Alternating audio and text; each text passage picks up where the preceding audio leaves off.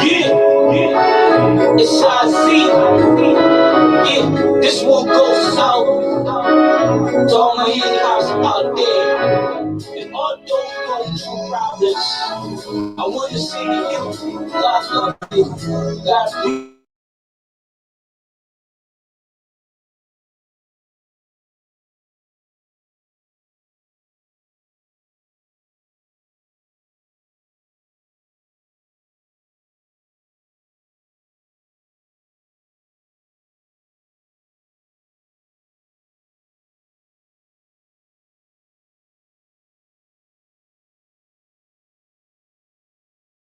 before I go through it fresh. Let me give God the glory for making me who I am. No matter my condition, I'm still better paid. Most of the life, I still got one more chance for my master play. Sit in one place for a day, whatever. Good evening and a pleasant welcome to Spotlight on Disability. Spotlight on Disability is a 1 hour program that is focused on people living with disabilities and also focus on the less privileged. And I have my co-host, Emma Johnson. Yeah, Can you please, how you doing? Can you I'm please tell okay. the public how you doing? I'm fine. Yeah, okay. Okay, I'm Sam Milovich Karto, your host.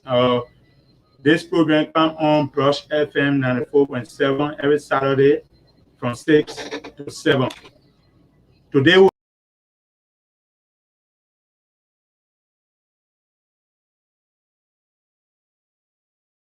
discuss is how is life challenges going on with people living with disabilities. And another one we are going to discuss is, we are all in a COVID-19 crisis, and how is life how is life with people living with disabilities within this COVID-19 crisis. We are here. We will take a short break and be right back. And when we come back, we will go into our discussion. Stay tuned. Don't go away. Mentally, I'm going to let us express what God has blessed. Let no man curse. None of us say yes, yes. God love me, yes. The devil hate me, yes. But now he made me, yes. It's a new chapter. I see the handicap. Nobody after. Living like a leech is not easy. Not easy. Life easy to feel. Living like a leech, it's like I'm living in hell. It's like I'm living in hell. Living. Welcome back. Thank you for joining us. Emma, concerning our discussion, what do you think people living with disabilities, how you really see them? Yeah, firstly, let's look at the word disabled. Disabled means for certain part of the body to be unable to walk in a normal way. Okay. Meaning, for example, if you are crippled, unable to walk, so meaning that the way your legs supposed to go about, you won't be able to go about the same way. And like for what you said, people living with disabilities, it is very, very difficult for them. Yes, it's very, very difficult for them because And let me cut you off 1 minute. Sometimes people living with disabilities, uh, normally when you go to some businesses like the supermarkets, like the stores in red light and other businesses, you find out that whenever management of these businesses see people coming, like for example, people coming with crutches, people coming in wheelchairs, they always like to see you like people who come back. So why you really get to tell this management? Because sometimes people who have that uh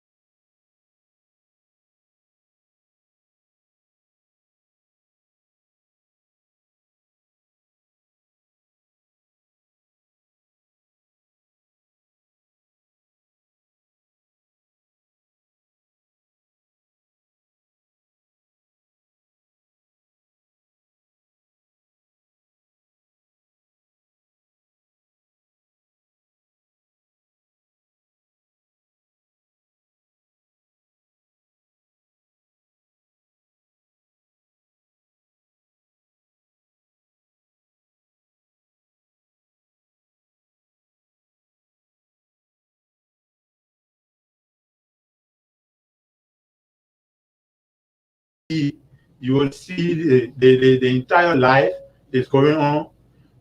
You also check on Brush TV as well. We are going on live. Check there, you follow the discussion. And one more, Emma, Yes. how really is, I don't know, people living with disability, we are in a COVID-19 crisis. And people living with disabilities, majority are not really, satisfied with the protocol that are being put in place by the Ministry of Health and the government. So how really, what are the things? And maybe probably you want to consult us then as to how to be, convenient with the protocols. I don't know. What's your encouragement to them, at least to follow the health protocols for, at least the COVID-19 to go away? What's your advice to them? Yes, I would like to advise those people living with these abilities to be very patient. COVID-19 is real, and we all gotta go according to the protocols of Ministry of Education. Sorry for with the protocols of Ministry of Health. I Health, meant. yeah. Yes. Let's say it's difficult. I know it's very, very difficult because even without the COVID-19, to get job, people living with disabilities to get job is very, very difficult for them. And even those that are caretakers, people that are taking care of them, I Yeah. know it is difficult. If someone is crippled, taking them in, you have to bath them, you have to provide their needs because they are unable to go around to get some things to do for themselves. So I know Okay. it is difficult, but I just want to encourage them to keep, yeah, to keep on. Lastly, Emma, have you come across anyone living with disability before? Have you ever come across any of them? Maybe probably they are, they saw you in the street one time. Oh, sister, please have a brother or please have a sister. Have you ever seen anyone in that problem before? Yes, I have seen I have seen many people, on the street, like coming from school, going Okay. home on the buses, if the bus or the buses packed, they will go there to beg like the blind people. And also I'm living with a person with disability, my grandma. Okay. Yes. So I know that it is difficult, very, very difficult for them because they didn't wish for that condition. Okay. Yes. So All right. Thank you so much, Emma. When you just joining us, this is the program Spotlight on Disabilities. This program is a 1 hour program that is designed to focus, mainly on the lives of people living with disabilities. Specifically, we are very focused on the lives of people living with disabilities and also the less privileged, those who don't have the hands to make life what they want it to be. And, uh, you know, our guest today is someone who is very down to earth. He's a disabled person. He's the deputy country director for the Cherry Siboski African Disability Foundation, JCADF for short. Uh, JCADF is a parent organization of a mission that was founded in 1985 uh, by a Catholic nun. She's late now. Uh, Her name is Sister Sponsor Piotrin OSF. You know, that OSF means the Order of St. Francis. Yeah. She was a Catholic nun. She founded the mission. She founded the mission and specifically to this, to cater to people living with disability. That organization or the mission was founded in Africa Coast. She founded that organization in Africa Coast. And the war, they came, they were in Liberia, the war took them to Africa Coast. From Africa Coast, they came back to Liberia. And The mission is situated in District Number 2, Montreal County, and it is in rehab community. The mission is called Our Lady of Fatima. And our guest today is no one else but Matthew Opekovich and Nima. He is the Deputy Country Director, as I said earlier. And we will be ushering in, we'll be bringing in anytime from now. He will come to expound on at least our topic that we are discussing. And he will come and tell us, as a disabled person, why is it like, why is life? Is it a challenging situation for him to be a disabled person, or he just accept who he is and is moving on as a person? Uh, okay, so with no time to waste, we will try to take a short break to usher in our guests. Our guests will be coming in to answer some questions from us and also from the public. So we'll take a short break, at least for a few seconds, and usher in our guests. Stay tuned, don't go away.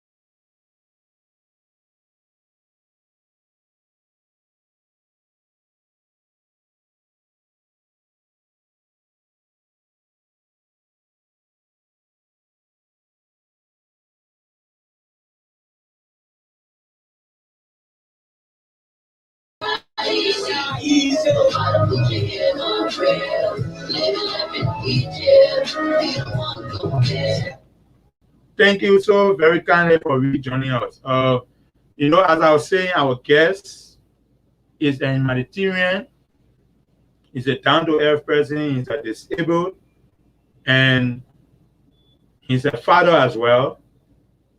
He's the Deputy Country Director for the Jerry Siborski African Disability Foundation, Liberia chapter. And with no time to waste, our guest is no one else but Mr. Matthew Opegovich Human. He is a disabled person. He came at a rehab mission in 2002. So you should know how old is that mission by now. 2002, he came on the mission and he started working with the Jerry Siborski African Disability Foundation in the year 2018. So with no time to waste, we'll join our guests so you, the public, can hear from him. So Mr. Matthew Newman, you are welcome to our studio. Thank you so very much. It's a pleasure being here, and I'm humble, please, to present to the, the general public our thoughts about being a physically challenged person. Thank you, sir. Okay. So Matthew, thank you once again. to start a discussion, coming up as a disabled person, what was some of your thoughts? How did you feel at the time when you were like coming up as a little boy, being disabled? How you really see yourself to be?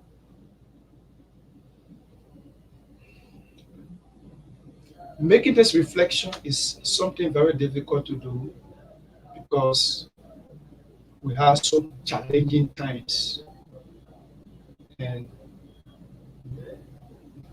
with the notion of the kind of society we find ourselves in, we had a very difficult time of understanding how life going to be with us. And then we thought that it was not rosy. It was completely something that we ourselves innerly thought completely sad. Uh, we had too many crazy situations where many people look at us as people that would not triumph to make the kind of life we're supposed to make, and we needed to break the storm by courage. And God presence was also there to guide us and make us understand that yes, we can make it, and yes, because we can make it, we must have the courage to follow the right trendy events to do exactly what we're supposed to do. Yeah, okay. Matthew, you know, this time when people are disabled, or in our own Liberian dialect, the way they can say cripple. When someone is being crippled or disabled, in our Liberian setting, people usually call us witchcraft, right? And I don't really know how you can really feel when you see another disabled person being referred to as a cripple or a witchcraft person. How you can really feel about that?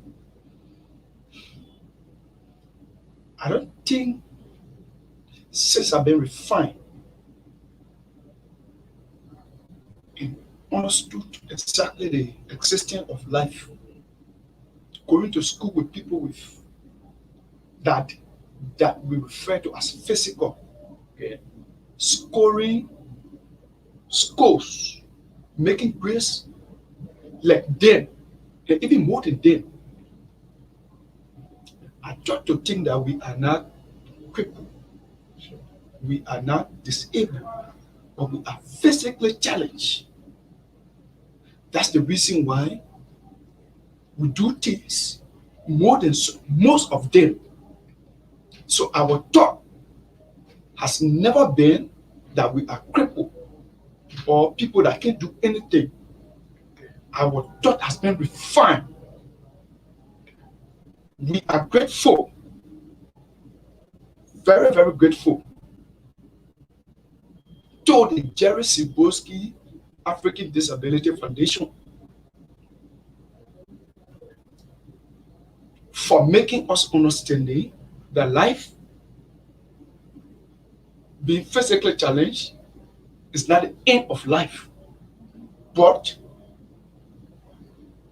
is to encourage people who feel that they have nothing to offer, but yet there are certain things in them that are needed to be offered to the general society for the consumption of everybody. We are all where we are because God knows the reason of what it is. Years back, my sister sponsor came to Liberia 1988 when she used to be working then in Maryland at a clinic. She impacted many people today, there where the name of Our Lady of Fatima came about. And because of that, today many of us are proud enough to say disabled people should not be called the way they are called. Should not be neglected because there are future, there, there are vision that they have that can also help the nation. And so being a physically challenged person is not the end of your life because you have a very special role to play Yeah. to the society. Okay. Matthew or Emma, you have any question to give to our guests? Yes, I would like to ask him a question. Yes. Okay. Like I said, I would like to ask him a question. He said that he actually took himself to be one of those that are physical. Yeah. So, like the way you took yourself, did you encourage others in school that were maybe disabled as well to do the same? Oh, very certainly. You know, sometimes I'm reminded that I'm crippled, so to speak, even though I have not thought that way. When somebody tell me, say, oh, then I can tap to myself and say, oh, so really? You think I'm really? So I always thought that I am physically challenged. Somebody who is prepared to do anything, like any physical person. So moving forward, my colleagues around me, like the guys who live on the rehab, and we have so many people, mentally ill people, and so on. But one thing that always come to mind is I have not one day gave up, understanding that life in this time is that we should give up. I've always encouraged most of my colleagues. In fact, sometimes I have few of my colleagues who thought that um, the way I looking, and I ought to go the way, and I ought to go that way. That it can appear in my thought. It could never appear in my thought because I've thought that this ability is a club. Anybody can join at any time. So even if somebody want to remind me of my being physically challenged, eh? I laugh. Take for instance, I will give you an example. I went to a store to buy thing. When I entered the store, sorry, when I entered the store that day, it was on a Saturday. It was in red light. I entered the Indian man looked at me for long. Get outside, get outside.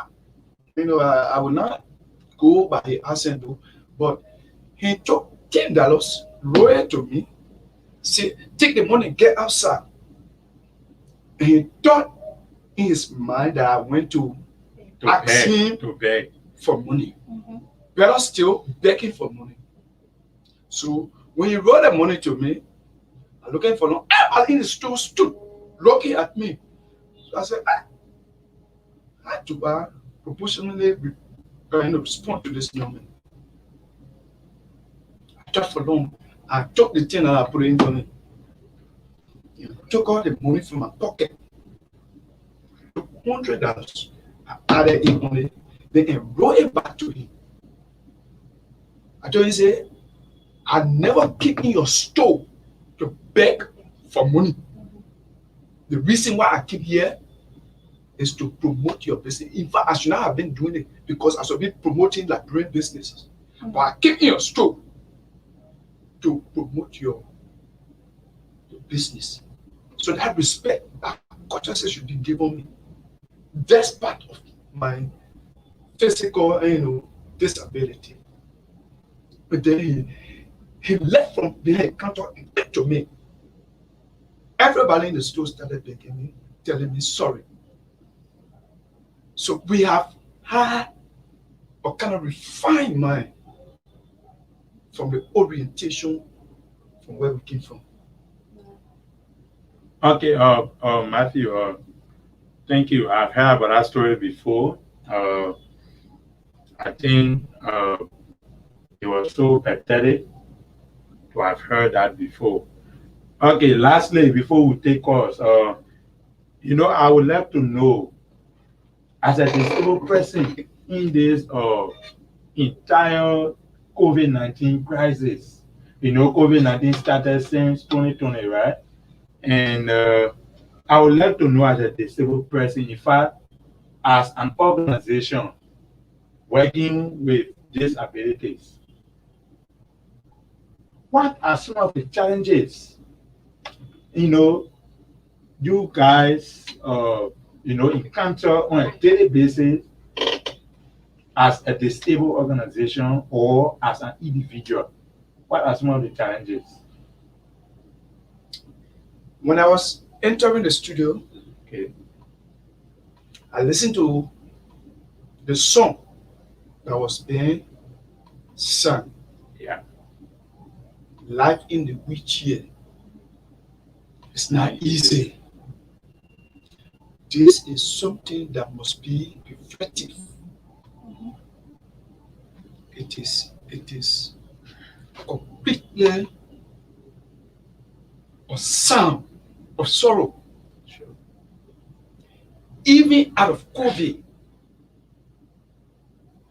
things have been very, very difficult with people with disability. And we are grateful, sincerely grateful to the Jerry Siboski African Disability Foundation for always reaching out to people with disability. And not only people with disability, but going beyond that, helping people with disability and their parents, families. The government has not been doing that much for people with disability in this time. Yeah, let me cut you off for a few seconds. The government, they have let's say, an arm of government that purposely cater to people with disabilities. And that arm is that government agency is National Commission on Disabilities, right? And they were founded in 2005. Uh, you know, they just recently had a new boss. A new boss was appointed. She's a lady. She was appointed by His Excellency Dr. George Weah. So my question, lastly, before we go to the lands, my question is: this man, or this lady, or probably this organization, are they really doing well with people living with disabilities? Are they doing some things that you guys living with disability can see at least tomorrow, that when people see you guys in the street, they can try to castigate you?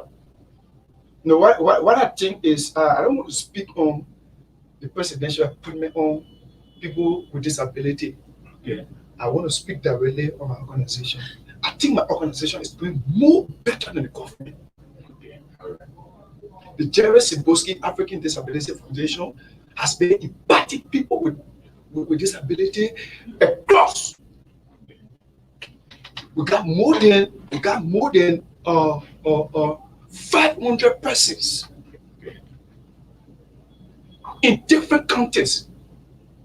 The deaf and dumb, the people with polios, Okay. people that are amputated, The blind. the blind.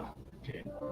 And so, Yeah. and so we are more impacting Okay. than even the commission that you spoke of just now. Yeah. Matthew. Let me just learn something. Yeah. Okay. Let me learn something. The government need to improve vehemently Okay. to make sure that Liberia get to understand everything about Liberians. Okay. Liberia is not for one person. It's not for only physical people. There are institutions that have been instituted to cater to people with disability. Yet they have not been seriously attended to. When you go to the group of 72nd and you see the way they are, then it makes you understand that Liberia needs to do more, most especially from the government of Liberia. We have all of the opportunities to do so, but people that are over the hem of power to make sure that these institutions are completely affected. They are not. They are only after personal advancement. Yeah. So I am so very happy to be with the Jerry Siboski African Disability that has been catering to people not only by feeding. Can you imagine? This year, DF caters I'm to aware that they also cater to medical bills, renting. rent, feeding, shelter, And so also education as well. education as well. So we, as a team, currently as I'm sitting here representing my boss, Henry Date During that theory, yeah, he's watching as well. Henry Date is very passionate about making sure that we cater to people with disability across the country. Though we don't have the resources to take care of everybody, but if we have the resources, trust me, people with disability will feel the impact of how we want to see everyone in the society. Okay, I want to know, lastly, just take 30 seconds to answer this question. Yeah. I was doing like a kind of a research, and I came across an article that said our 14-year civil crisis gave us approximately 14% of our population they are disabled. When you calculate that 14%, you will like get 800,000 persons that are disabled in Liberia. Numbers are given, but every day counting. So that number was given based upon the 2008 census. Based upon the 2008 census, census will be done very soon. And what's your take on that report? About 800,000 of our population are all disabled. So, because we all know that this crisis that came the 14 years, they were like chopping people's hands, chopping people's legs, doing all sorts of things to people. So, how you really saw the 14-year civil crisis to be as a disabled person at the time? Terribly, 30 seconds. Terrible. So if you calculate, if you watch the census that was taken, I stand to be corrected, I think it was in 2008. If you calculate from that time up to this time, you understand that we have increased numerably Sure. to a different level, maybe 3 times Okay. of what we experienced, like the statistics you giving. Probably 1 million. So what we can say, uh, this country, we need to really work very hard. The government of Liberia need to ensure that physically challenged people get back like the others. Okay, thank you so very much, Matthew. To join the discussion, you can call Hello? 0776 360 979. 0776 360 979. You can join the discussion. Call 30 seconds each caller, please. Join the discussion and give us your take on the topics that we are discussing today. 0776 360 979. We have Mr. Matthew Opekovich Nima in studio. He is the Deputy Country Director for the Cherry Siboski African Disability Foundation. 0776 360 979. 0776 360 979.